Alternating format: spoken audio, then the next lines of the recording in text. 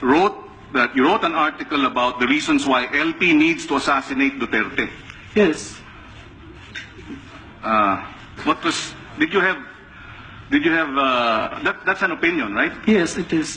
Thinking There are no. You had no facts to buttress that opinion. Mr. Senator. Because that is a serious statement. Yes.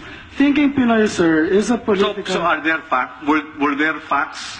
Did you provide facts for you to be able to somehow conclude that the LP needs to assassinate President Duterte? Actually, sir, I can answer that if you'll just let me talk. Actually, sir, I can answer that if you'll just let me talk.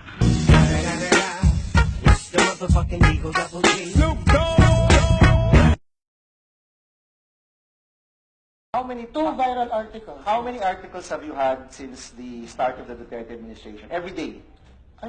Since I started thinking Pinoy in November, I have about 200 articles. Okay, 200 articles. If we do an analysis now, ilan doon yung against Asek Banaag?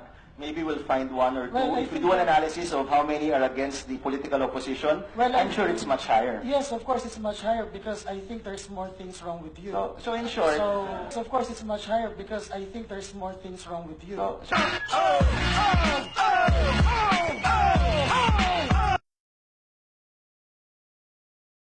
For that matter, just going back to that photo kay Senator Lima, would you at least apologize to the senator for that? No sir, masaya po kami nakadetain siya.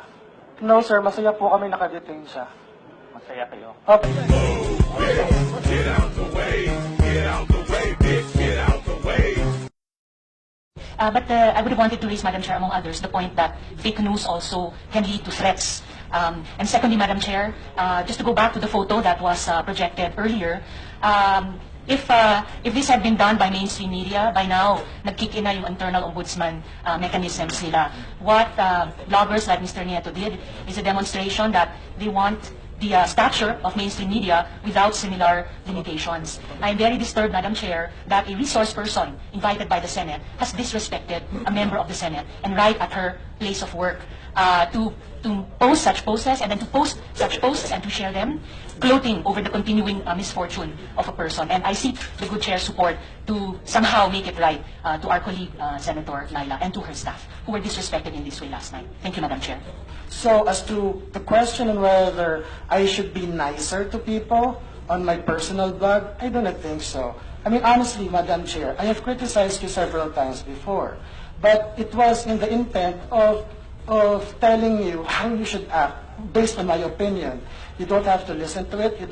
But when that opinion gains traction, that means a lot of other Filipinos think the same way I do, or maybe agree to what I try to say. So instead of, blaming me for what I say, maybe people should start to listen.